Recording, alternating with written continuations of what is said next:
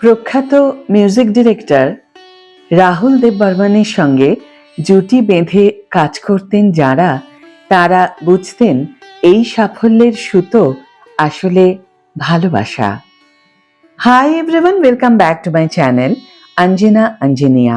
বন্ধুরা, তোমাদের সকলকে আমার এই ছোট্ট ইউটিউব চ্যানেলে স্বাগত জানাই। কিশোর কুমারকে সচিন দেব বর্মন অত্যন্ত স্নেহ করতেন, মনে করতেন তার দ্বিতীয় পুত্র। তাই কি রাহুল দেব বর্মন এবং কিশোর কুমারের সম্পর্ক শুধু সুরকার আর গায়কের মধ্যে সীমাবদ্ধ ছিল না?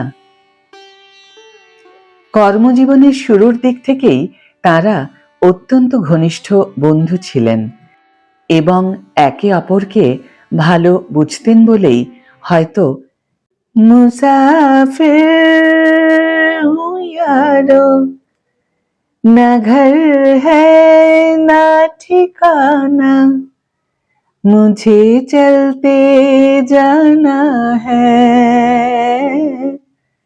बस चलते जाना ओ माझे रे अपना किनारा नदिया की धारा है ओ माझे रे रूप तेरा मस्ताना प्यार मेरा दीवाना रूप तेरा मस्ताना प्यार मेरा दीवाना भूल कोई हमसे ना हो जाए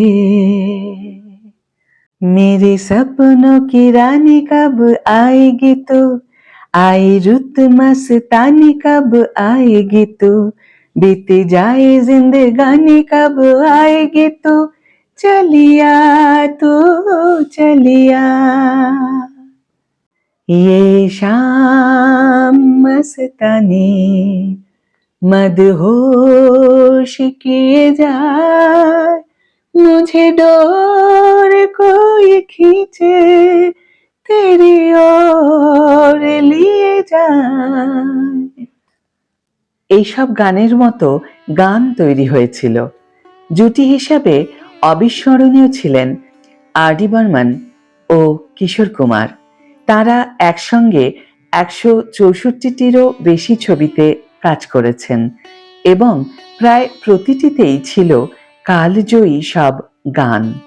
শুধু এখানেই শেষ নয়, রাহুলের অপমানকে ভীষণ ব্যক্তিগত অপমান বলে মনে করতেন কিশোর কুমার। রাহুলের গানের বাজেট পরিচালক বাড়াতে চাননি বলে শোনা যায় নিজের পারিশ্রমিক খানিকটা দিয়েছিলেন কিশোর, যাতে গানটা ভালো হয়। তবে কিশোরের সঙ্গে রাহুলের জুটির কথা বললে অবধারিতভাবে যে আরেকটি জুটির কথা চলে আসে, সেটি গুলজারের সঙ্গে রাহুলের জুটি। হেমন্ত মুখোপাধ্যায়ের বদান্যতায় গুলজারের সঙ্গে আলাপ হয়েছিল রাহুল দেব বর্মনের বিমল রায়ের ছবি করতে গিয়ে। তারপর এই জুটি অমরত্ব পায় বিনোদন জগতে সেরা সাঙ্গীতিক জুটি হিসেবে। পরিচয়, আঁধি, মৌসম, খুশবু, কিতাব এবং ইজাজত এই ছবিগুলির মতো ছবি যত না রাহুলের সুরের জন্য জনপ্রিয় হয়েছে, গুলজারের কথা সেগুলিকে অন্য মাত্রায় পৌঁছে দিয়েছে, সে বিষয়ে কোনো সন্দেহ নেই। সেই কারণেই হয়তো হিন্দি সিনেমা ইন্ডাস্ট্রির পরিচালকরা এই জুটির কাজ খুব পছন্দ করতেন, চেষ্টা করতেন গুলজার এবং রাহুলকে একসঙ্গে আনতে। সবসময় সম্ভব হতো এমন বলা যায় না, কারণ গুলজার খানিক বেছে কাজ করতেন, কিন্তু রাহুল সবসময় রাজি থাকতেন, কাজে না বলতেন না। যেমন ধরা যাক, নাজির হোসেনের পরিচালনায় রাহুল দেব বর্মন 9টি চলচ্চিত্রে সঙ্গীত পরিচালনা করেছিলেন। तीसरी मंजिल, বাহারোं के सपने, प्यार का मौसम, यादों की बारात এবং হাম কিসি সে কম নেহির গানের কথা মনে করে দেখলেই বোঝা যাবে। ছবিগুলি জনপ্রিয় হয়ে আছে গানের জন্যই। তারপর পরিচালক রমেশ সিপ্পির সঙ্গে আর ডি বর্মনের কাজ তো ভারতীয় সিনেমার মাইলফলক বলা চলে। সীতা और গীতা, শোলে, শান এবং সাগর, কি নেই তাতে। আসলে ইন্ডাস্ট্রিতে হেন কোনো মানুষ ছিলেন না যিনি আর ডি বর্মনকে পছন্দ করতেন না। তাই নায়কদের সঙ্গেও তার জুটি ছিল মনে রাখার মতো। এই প্রসঙ্গে রাহুলের একটি সাক্ষাৎকারের কথা মনে করা যেতে পারে। রাহুল দেব বর্মন দেব আনন্দ এবং রাজেশ খান্না সম্পর্কে বলেছিলেন, এদের দুজনের সঙ্গেই ব্যক্তিগত সম্পর্ক এত ভালো আমার যে পরস্পরের টেম্পারামেন্টটা বুঝতে কোনো অসুবিধাই হয় না, খুব সহজেই বুঝতে পারি। দেবানন্দের সঙ্গে যোগাযোগ বাবা যখন নবকেতনের কাজ করতেন তখন থেকেই। দেবানন্দের হীরা পান্না ছবির মিউজিকের দায়িত্ব নিয়েছি, কিন্তু বেশ কিছুদিন মানসিক অশান্তির জন্য সুরটুর কিছু করে উঠতে পারিনি। দেব একদিন ছবির গান শুনতে এলেন। আমি বললাম যে কাজটা একেবারেই এগোয়নি। তখন দেব বললেন, ঠিক আছে, খানিকটা আড্ডা তো হোক, সেই ফাঁকে শুনে নেব কি ভাবছো গানগুলো নিয়ে। সারাদিন ধরে আড্ডা চলল। সেই ফাঁকে তৈরি হয়ে গিয়েছিল হীরা পান্না ছবির সবকটি গানের সুর। দেবানন্দের সঙ্গে সম্পর্কটি ছিল এমন, কাজেই কাজটা জমিয়ে হতো। আর রাজেশ খান্নার সঙ্গে আমার সম্পর্ক বন্ধুত্বপূর্ণ। অবশ্য বেশ মজার বন্ধুত্ব।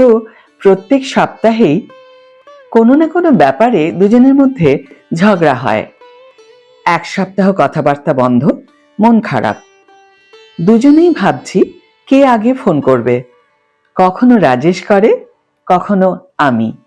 ঝগড়া মিটে গিয়ে আবার বন্ধুত্ব হয়। আর এই পুনর্মিলন উপলক্ষে প্রায় প্রতিবারই বন্ধুবান্ধবদের পার্টি দিতে হয়েছে আমাদের। সম্পর্ক আসলে এমনই হয়। ব্যক্তিগত প্রতিভার জায়গা থেকে রাহুল দেব বর্মন এমন একটা জনপ্রিয়তা অর্জন করেছিলেন যেখানে তাকে সকলেই ভালোবেসেছিলেন। জুটি হয়তো তৈরি হয়েছিল এই ভালোবাসা থেকেই, কিন্তু এই আর ডি বর্মনই একা হয়ে গিয়েছিলেন শেষ জীবনে।